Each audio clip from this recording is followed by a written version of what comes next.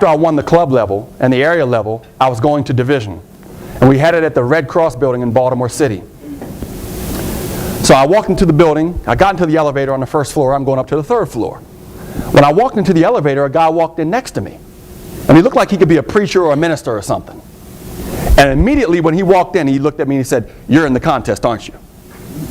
I said, "Yes, I am." And without saying a word, he went into a little satchel, pulled out an oil, unscrewed it, dipped his finger in the oil, and then started walking towards me. And dabbed me on the forehead.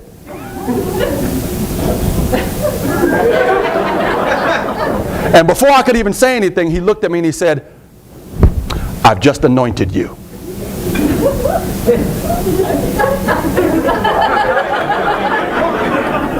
I said, "Thank you. Appreciate it, bruh." He said, "No, you don't understand. I am a man of faith, and I've just anointed you. What I did was very important. I've just anointed you. You're going to make it." And I didn't even know what happened. I was like, I didn't even know I was ashy. What's going on here? He said, "No, and he kept telling me, I've anointed you, I've anointed." Thankfully, the third floor came. Right? And I said, "Thank you, man, I appreciate it. I do." Didn't give much thought to it. I get into the contest. In the middle of my speech, my mind goes blank. It's a contest. If my mind went blank today, I would say to you, "Where were we?" Right? You can't do that in a contest.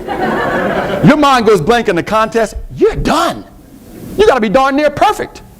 So I didn't know what to do, and my mind went completely blank. So I'm just looking around the room like, and my eyes locked onto his. And as soon as that happened, whoosh,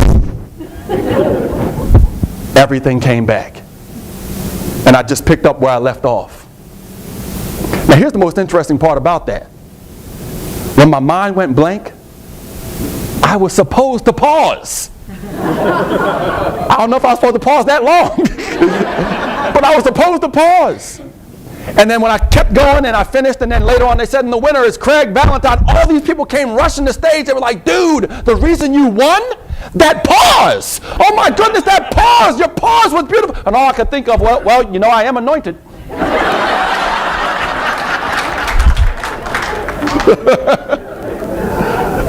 Amen. He never claimed me.